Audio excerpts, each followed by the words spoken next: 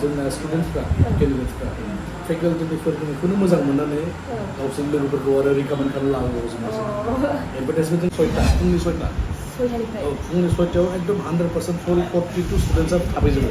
Little drops of water makes a mighty ocean स' बिदिनो जों सानो जोंनि बे फिसा फिसा स्टेप्सआबो बिराद मोनसे गिदिर सोलायथि बा चेन्ज लाबोगोन जोंनि बर' समाजाव बेसिकेलि मालायनि न'आवसो ओरैनो अफिस खालायब्रबदोंमोन जों माने सब माबायानो दाहारजोंनो सोलिनाय जिर' इनभेस्टनिफ्राय जों थारमाने दिनै बेयाव इस्टाब्लिश खालायनांगौ बाध्य जादों आरो आंना फार्स्टआवहाय डाउटफ्रा क्लियार नङामोन दा बे कचिं सेन्टाराव फैनानै डाउटफ्रा क्लियार जाबाय आंनियाव कचिं लानानै जोबोद मोजां मोनदों दा जोंना हिस्ट्रि एन्ड पलिटिकेल जागासिनो जोबोद मोजाङैनो फोरोङो सारमोना जोबोद मोजां दा आइ एकाडेमियावनो कचिं लागासिनो दङ ओरैनोथ' कचिंआ जोबोद मोजां टिचारफ्राबो एक्सपिरियेन्स गोनांखा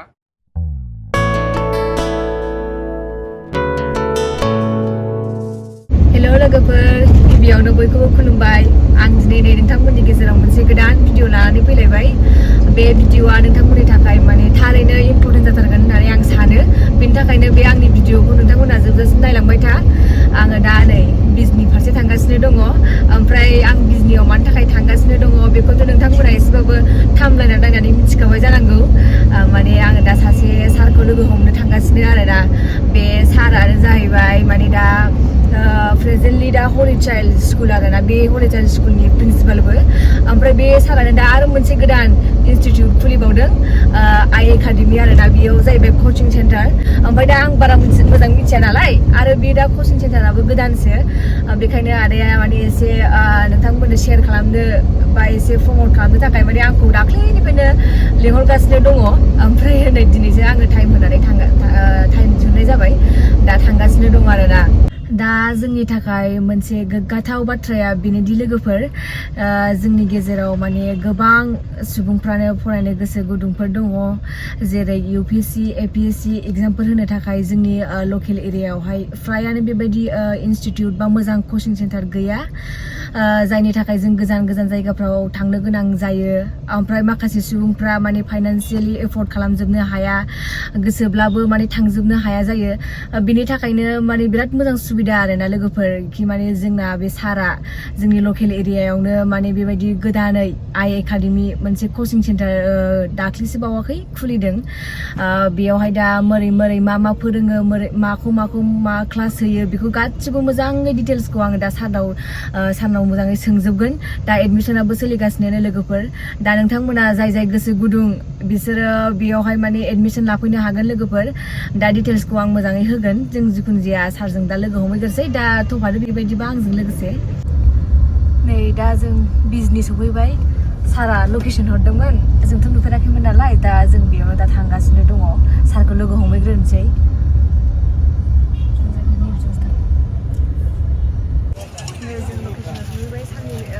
स्कुलावहाय नै जों दा फाइनालि सारखौ लोगो मोनफैग्रोबाय दा सारा स्कुलाव दङ एग्जाम जादोंमोन नामा सार बेनिफ्राय जोङो माने एबारहाय जाय लकेसनखौ जों देखायनो नागिरदोंमोन बेयाव थांनोसै आरोना दा जोङो सारनि स्कुलनिफ्राय ओंखारफिनबाय एबार जोङो दा मेन लकेसनाव थांनोसै आरोना आइ एकाडेमिखौहाय नोंथांमोननो देखायथारनोसै आङो माने बिसोरना क्लासबो जागासिनो ना माने दा क्लास रुमफोरखौबो आङो हायोब्ला नोंथांमोननो देखायगोन आङो दा जोंथ' नुवाखै नालाय सारा जोंनि सिगाङाव दङ दा जों बिनि उन थांगासिनो दं आरोना लोगोफोर थफाबाय थादो बिदिबा आंजों लोगोसे दा जोङो लकेसनाव सहैमाबाय नै लोगोफोर आइ एकाडेमि नै कचिं सेन्टारा बेयावनो गोजौआवहाय माने बियो बिजनि बास स्टेन्ड बे बिजनि बास स्टेन्डआवनो आरोना दा जों सफैबाय एबारहाय आङो मोजाङै सोंनोसै क्लास रुमखौबो देखायनोसै नोंथांमोननो लोगोफोरनि बेयावनो आङो सारमोननि कचिं सेन्टाराव सहैबाय जिखुनु जाया आं बारा गोबाव खालामबाय थाला दा आङो जाखिनि सोंनांगौ दङ बेखौ आं सारनाव गासिबो सोंनानै लाजोबसै माने आंबोथ' बारा मोजाङै मिथिजोबा नालाय जिखुनु जाया सारा बेनो ओमफ्राय सारजों लोगोसे माने सासे सार दंबावोनो सानैजों ज' लोगो जानानै खुलिदोंमोन बेखौहाय ओमफ्रायो दा सारनावहाय आङो मोनसे कुइसन सोंग्रोसै फार्स्टआवनो माने सारमोना जे बेखौ आइ एकाडेमि जे दोनदों बे आइ एकाडेमियाव माबाफोर माने आइ एकाडेमिनि माबाफोर मिनिंफोर दंबायबायो नामा आइ एकाडेमि माने जोंना साननाया मा जाखो बे होनबा आइ माने मा जों ओरैनो बर'आवबो आइ होनो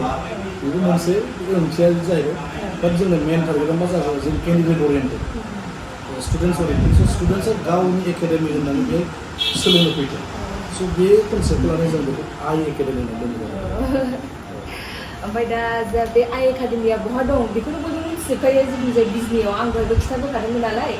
ओमफ्राय दाथ' क्लासाबो सोलिगासिनो दं सार जोंना क्लासा 8 थारिखआव सोलिगासिनो 8 थारिखआव दा फुङावहाय जोंना 3 बेच दङ गासै दा बे बेचआथ' फुल जाजोबखाबाय ओंखायनो दा आरोबाव बे मा होनोमोनलाय बे थार्ड ग्रेड फर्थ ग्रेड फरिखानि थाखाय अलमस्ट बेच 3 फुल ओंखायनो दा गोदान बेच आरो 3 थारिखआव आरो खालामबावनो नागिरदों आरो 3 थारिखनिफ्राय अक्ट'बरनिफ्रायनो ओमफ्राय दा ओरैनो सार माबाफ्रा टिचारफ्रा साबेसे जानानै दं पार्मानेन्ट फेकाल्टि ओरैनो GS नि थाखाय 3 दङ ओमफ्राय क्वान्टिटि ओमफ्राय रिजनिंनि थाखाय 1 दङ बिसोर गासैबो क्वालिफाइड फेकाल्टिस गोजा जेरै जोंनि GS पेपाराथ' बिसोर APSC होजोबनाय गोजा बिराद बारायबाय खेबनै फरायबाय इन्टारभिउ थांबाय आरो बिसोरना टिचिं फेकाल्टि माने बिसोर ओरैबायदि एक्सपिरियेन्स गुवाहाटियाव फोरोंखानाय मानसिफोर रिजनफोर बा बरकाफोर फोरोंखानाय कचिं इन्डास्ट्रियाव थाखानाय मानसिफोर आरो जोंनिया दा जाय मेथ्स सार फैदों बिथाङाबो AAC निफ्राय ग्रेजुवेट आरो बेजों लोगोसे NIT सिलचरनिफ्राय MTech खालामफैनाय बिराद एक्सपिरियेन्स माने वेल क्वालिफाइड फ्रेशारबाबो बिराद वेल क्वालिफाइड फेकाल्टि आरो इनफेक्ट आं मोनसे खोथा होनबावनो लुबैयो जोंना स्टुडेन्टसफ्रा केन्डिडेट्सफ्रा फेकाल्टिनि फोरोंनायखौनो मोजां मोननानै गावसोरनि लोगोफोरखौ आरो रिकमेन्ड खालामलाङो जों एडभार्टाइजमेन्टजों बारा बिदि होआखै दासो एसे जोङो एडभार्टाइजमेन्ट एसे गुरुत्व होदों आरोथ' बिदि बारा गैयामोन आरो माने एडभार्टाइज होबासो लासै लासै बेयो मिथिलांजोबो नालाय आरो दा नै सारमोननिखौ माने गावजों गावनो लोगोजों लोगो माने खोन्थालायनानैबो फैदों माने जोबोद बिराद मोजां आरो दा ओमफ्राय दा सार माने क्लासनि टाइमिंफ्रा दा क्लासा जोंना फुङावहाय मोनसे बेच थायो 6टा फुंनि 6टा फुंनि 6टायाव एकदम 100% फुल 42 स्टुडेन्टसा थाफैजोबो फुंनि 6टायाव साननानै बेसेबांबा गोजान 12 किल'मिटारनिफ्राय फैनानै क्लास खालामबाय फुंनि 6टायाव स्टिल हाउसफुल आरो मोनसे बेचआ जाहैबाय 10टायाव थायो 10टायाव आरो मोनसे बेचआ दा बेलासिनि 4टानिफ्राय जायो आरो जोंना स' बेफोर 4टानिफ्राय फुंनिया बांसिन वर्किं प्रफेसनेल्सनि थाखाय आरो वर्किं प्रफेसनेल जायफ्रा दङ बिसोरनि थाखाय ओमफ्राय 10टाया एकदम रेगुलार जायफ्रा एकदम मा होनोलाय स्टुडेन्टस नङा आरो बा साख्रि मावा एकदम गभर्नमेन्ट साख्रिनि थाखाय नांबाय थानाय मानसि बिसोरनि थाखाय आरो दा जिहेतु सिटाबो अलमस्ट फुल जाबाय स' बेखायनो जोंहा आरो मोनसे आरो बेच खालामबावदों बेखौनो आं दहायबो होनखांदोंमोन जोंना मोनसे आरो 4 नाम्बार बेच स्टार्ट खालामगोन जों 3 थारिख अक्ट'बर आरो बेहायनो आरोबाव बे SSC बेंकिं आरो APDCL जुदि Assam police Assam state government एग्जामफोरजों लोगोसे बे 3 थारिखनिफ्राय बे बेचआबो आरो मोनसे जागोन साइमल्टेनियासलि बे बेचआ सोलिबाय थागोन आरो जोंना ओमफ्राय दा जेनेबा स्टुडेन्टफ्राथ' जेनेबा गासिबो लकेलनिबोथ' जाजोबो बिदि नङा माने गोजान गोजाननिबो सोरबाफोर नुदों नालाय ओमफ्राय दा बे गोजान गोजाननिफ्रा बेयाव थाफैनानै ना बोरै बिसिनि माबाया दा दायो जोंहा फेकाल्टिफ्राथ' जोंना गोजाननि गोजा रावबो बिजनिनि नङा गुवाहाटियाव थानाय मोनसे बाथाफोर थानायमोन बिदिनो मा जाखो जोङो जोंनि रेसिडेन्सियेल मोनसे प्रभिजन खालामदों बे मास्टरफ्रा थायो फेकाल्टिसफ्रा थायो जोंनि बेहाय आरो बे हस्टेलनि फेसिलिटि खालामदों फर द स्टुडेन्टसफोर बेहाय फेसिलिटि मोनो थानाय आरो बे मा जाखो बिसोर फेसिलिटिया बेनोखि बिसोरो फेकाल्टिजों इन्टारेक्ट खालामनांगौमोन एनि टाइम 24/7 फेकाल्टिजों थानाय जायो रुमावबो फेकाल्टि थागोन क्लास टाइमावबो फेकाल्टि बिदि आरो नट अनलि फर बयस गार्ल्सनि थाखाय जोंहा प्रभिजन दङ बिदि आरो थारमाने बे जोंहा गोजाननि स्टुडेन्टसफोरनि आउटस्टेसन केन्डिडेट जायफोर दङ बिसोरो मोनगोन आरो बे फेसिलिटिखौ दा मिथिखाबाय जानांगौ दा सारनिफ्राय खोनाखाबाय ओमफ्राय सार बेखौ खुलिनायनि माबाफोर थांखिफोर दं नामा जेनेबा बे एकाडेमिखौ खुलिनायनि मेन थांखिया जाहैबाय जोंनि मानसिफ्रा बांसिनानो बिराद कनफिउजनाव थायो ग्रेजुवेट जानायनि उनाव मा खालामनो मा मोनो मोनसे डाइरेक्सन मोना लाइफआव जुदि बे कम्पिटिसननि जुगाव जों मोनसे डाइरेक्सन होनो हायाबा जोंनि आथिखालनि सेंग्रा सिख्लाफ्रा मा जालांगोन ड्राग्स जानाय जायो गान्जा सोबनाय जायो जौ फाग्ला जालाङो बेफोरबायदिया बिराद समाजनि मोनसे गिदिर प्रब्लेम स' समाजनि गिदिर प्रब्लेमखौ जों इडुकेसनजोंसो जों सोलायलांनो हागोन एकदम बुला बुसि बेजोंथ' जों सोलायनो हाया ओंखायनो जोङो थारमाने बे मोनसे इनिसियेटिभ फिसा जोंनि स्टेपआ फिसा जानो हानाय बिराद फिसा जों बांद्राय चेन्जबो खालामनो हाया बाट होनो इंलिसाव little drops of water makes a mighty ocean स' बिदिनो जों सानो जोंनि बे फिसा फिसा स्टेप्सआबो बिराद मोनसे गिदिर सोलायथि बा चेन्ज लाबोगोन जोंनि बर' समाजाव बेसिकेलि बा जोंनि ससाइटियाव मानो होनबा बे मोनसे लाइफनि कोर्सखौनो चेन्ज खालामगोन सासे गथ'साबो जोंनाव कचिं लाफैबाय बे साख्रि मोनबाय बिनि लाइफनि डाइरेक्सन चेन्ज जागोन बिनि लाइफ स्टाइल चेन्ज जागोन बिनि बिराद मोनसे सेक्युर जागोन स' बेफोरबायदि बेबस्थाखौ जों लानो स' बेफोर थांखिखौ लानानै जों बे आइफोरनि कनसेप्टआ बेनो आंजों लोगोसे जयन्त सार दङ जयन्त ब्रह्म सार बिथाङाबो एपिडिसिएलनि इलेक्ट्रिसिटिनि मानसि बर्डनि मानसिमोन स' बेजों आंजों माने माइन्डसेटआ ओरैबायदि मिलायबाय जे वी हेभ टु डु सामथिं जोंनि समाजनि थाखाय स' बे कनसेप्टखौ लानानै जोङो स्टार्ट खालामजेनबाय ओंखायनो आसा खालामो दा जेरै जोंनि केन्डिडेट स्टुडेन्टफोरनो गावसोरनि खालामनानै लाबोदों बिदिनो आवगायलांनो होननानै आं आसा खालामो ओमफ्राय आं दहायबो बुंबोखादोंमोन एपिएससि आरो इउपिएससिनि क्लासआबो माने जासिगोन होननानै ओमफ्राय दा बे मालानिफ्राय जागोन बोरै जालांगोन बेखौबो आं सारनावनो सोंनोसै दा जोंना जों दाथ' जिहेतु जोङो थार्द ग्रेड फरनि थाखाय खालामगासिनो एसएससिआबो जागासिनो जों सेन्टारनिफ्राय जोङो एपिएससिखौ आफ्टार फुजा बे दुर्गा फुजानि उनावहाय जोङो एकदम क्लासखौ जागायजेनसिगोन आरो जोंनाव स्टुडेन्टसफ्रा अलरेडि फैखाबाय इनफरमेसन लाबाय एनकुवारि खालामबाय फर्म फिलआप खालामबाय बेयावबो गोबां स्टुडेन्टसआनो दङ स' बिसोरो जोंखौ रिकुवेस्ट खालामदों कि जोंना क्लासा मानिफ्राय जागोन थाबैनो जागोन आफ्टार फुजा फर शियर जागोन ओमफ्राय सोंदोंमोन फेकाल्टिफ्रा सोर जागोन ओंखायनो जोंहा क्वालिफाइड फेकाल्टिस दंखायोखा आरो बिनि अनगायैबो आरो जों लाबोगोन बाहेरनिफ्राय जायफ्रा आनएकाडेमिक फोरोङो बिसोरनि रेटिंनि वाइज जों बिसोरनिफ्राय लाबोगोन जों रायज्लायखादोंबो सानैसो मास्टार जों ओरैनो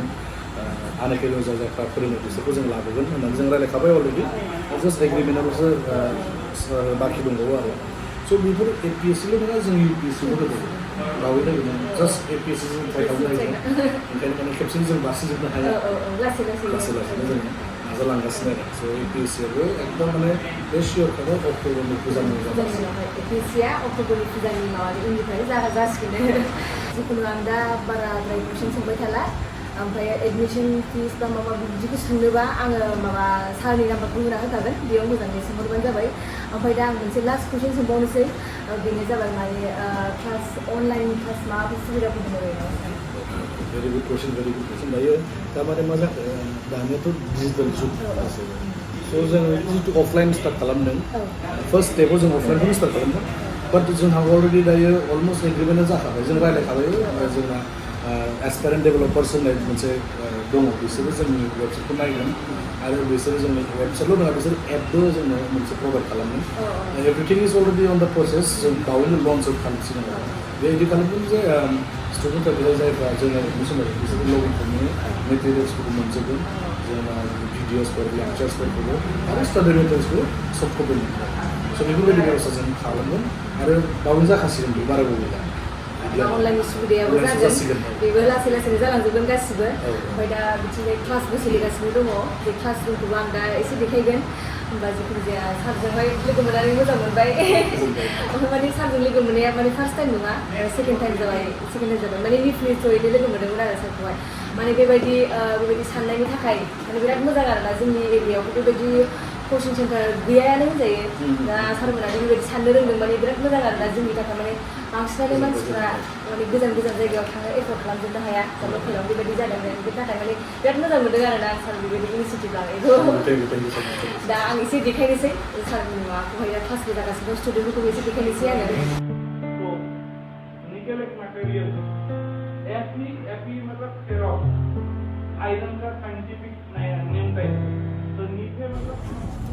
दा क्लासा माने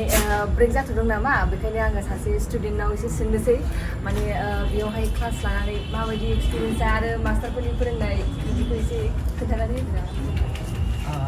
खुलुमबाय आं निरन्जन हाज'वारि आं गवालपारा डिस्ट्रिक्ट धुपधारानिफ्राय आं दाहाय बिजनियाव दङ बिजनियाव फैनानै आं जोबोद मोजां मोनदों आरो बेवहाय कचिं सेन्टाराव फैनानै आं गावखौनो बिराद गोजोननाय मोनदों मानोना आंना फार्स्टआवहाय डाउटफ्रा क्लियार नङामोन दा बे कचिं सेन्टाराव फैनानै डाउटफ्रा क्लियार जाबाय मानोना बे कचिं सेन्टाराव जायफ्रा सार मेडाम दङ बेफोरा माने बिसोरो डाउटफोरखौ माने क्लियार खालामहोयो गासैखौबो जा डाउट दङ बेफोरखौ क्लियार खालामहोयो आरो बिराद हेल्पफुल आं बेखायनो बेवहाय फैनानै जोबोद मोजां मोनदों गोजोन्थों आंनि मुङा मिस अनसुमै बसुमतारी एन्ड आङो बर' बाजारनि ओमफ्राय बेनिफ्राय आइ एकाडेमियाव कचिं लानानै जोबोद मोजां मोनदों दा जोंना हिस्ट्रि एन्ड पलिटिकेल जागासिनो ओमफ्राय जोबोद मोजाङैनो फोरोङो सारमोना जोबोद मोजां खुलुमबाय आंनि मुङा चन्दन बसुमतारी आङो बिजनिनिनो ओमफ्राय आङो दा आइ एकाडेमियावनो कचिं लागासिनो दङ ओरैनोथ' कचिंआ जोबोद मोजां टिचारफ्राबो एक्सपिरियेन्स गोनांखा आङो दायो एडिआरइ ग्रेड 3 आरो ग्रेड 4 बे मोननैनि थाखाय कचिं लागासिनो दङ दा जोंहा उइकलि जोंहा माने टेस्ट कन्डाक्ट खालामो जोंखौ बेनो आरो जोबोद मोजाङैनो फोरोङो जोंनि हानाय हायिखौ नायनो थाखाय जोंखौ टेस्ट लाबाय थानाय जायो आरो कचिंआवनो दा जोंना क्लासा जागासिनो आरोखि दा माने जोंजों सासे सारबो दंबावो माने बे सार दहायनि सारजों माने सारजों पार्टनारसिबो दङ ओमफ्राय दा बे सारनाबो एसे रायलायनोसै आङो बे आइ एकाडेमिनि बागै साराबो एसे खिन्थानानै होदो खुलुमबाय आंनि मुङा ब्रह्म आं बिजनि हायना नोगोरनि आं दिनै आइ एकाडेमिनि सासे मेम्बार माने जों सानैजोंनो खुलिनाय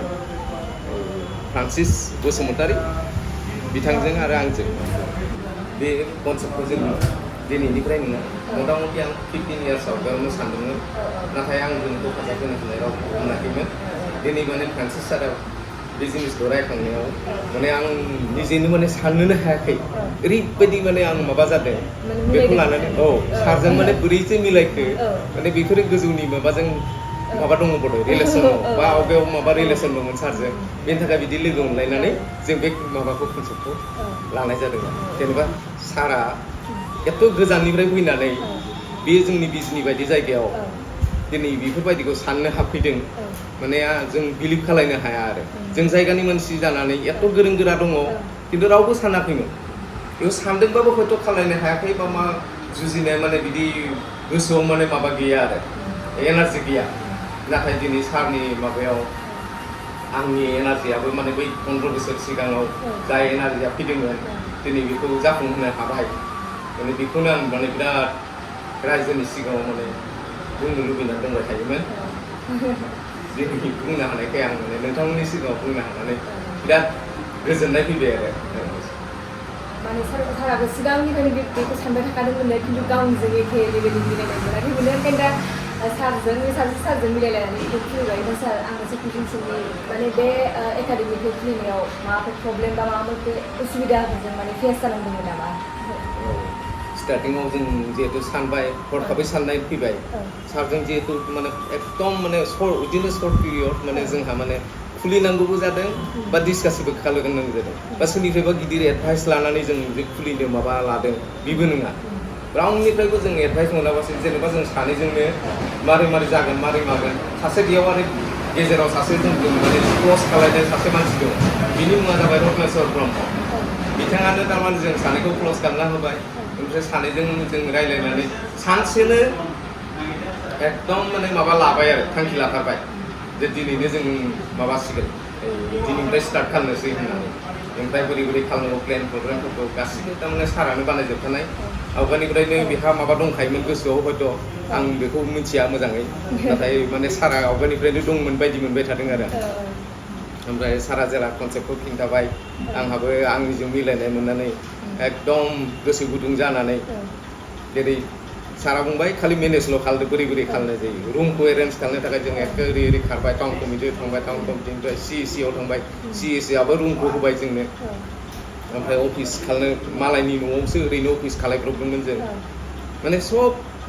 माबायानो दाहारजोंनो सोलिनाय जिर' इनभेस्टनिफ्राय जों थारमाने दिनै बेयाव इस्टाब्लिस खालायनांगौ बाध्य जादों आरो जेनेबा सारनाबो एसेबां केपासिटि गैया बा आंनाबो एसेबां केपासिटि गैया जों माने जोंखौ मा बिसास खालायनानै जोंखौ माने जायगा होदों बेखौ माने बयनिसिमबो थारमाने खुलुमनाय थाबाय आरो बिथांमोनखौ जिहेतु एथबां गिदिर हेफाजाब होदों बेनोमोन आरोना बेयावनो क्लासरुमा दा क्लासा माने स्टार्ट जाफिनबाय माखासे स्टुडेन्टफोरजोंबो रायलायबाय आङो टिचारफोरजोंबो रायलायबाय आरो जाय बे माखौ सानदों बिसोर सारमोनजोंबो रायलायबाय आं माने आं ओरैबायदि मोजां मोनदों आरोना बिसोरनि इनिसिएटिभखौहाय माने जाय सारमोना बेखौ सानदों माने बिसोरनि थाखाय आं माने आंनि गोसो गोरबोनिफ्राय माने थेंक इउ होननानै बुंनो सानो आङो आरो नोंथांमोनाबो फैबानो जाबाय आं कन्टेक्ट नाम्बारखौ होनानै होखागोन एडमिसनफोर बोरै बेखौ नोंथांमोना मोजां डिटेल्सखौ सारमोनखौ होनानै सोंहरबानो जाबाय जिखुनु जाया आंथ' बिराद मोजां मोनदों माने गोजान जायगानिफ्रायबो फैनानै दंफैयो आरोना बिसोर माखासे स्टुडेन्टफ्रा गोजाननिबो दङ ओमफ्राय आं जिखुनु जाया दा भिडिअखौ बेखिनियावनो फोजोबनोसै लोगोफोर आं जाय खामानिनि थाखाय फैदोंमोन बे खामानियाबो अलमस्ट जोब्बायानो दा आं न'आव थांफिननोसै दा सारमोनजों मोजाङै बिदाय लालायनानै आङो थांनोसै आरो आं बे video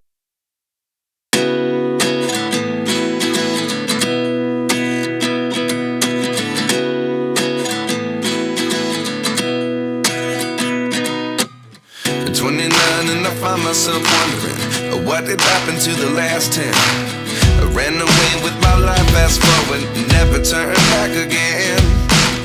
It's kind of funny that the more we pass time, the more we need to set the rewind.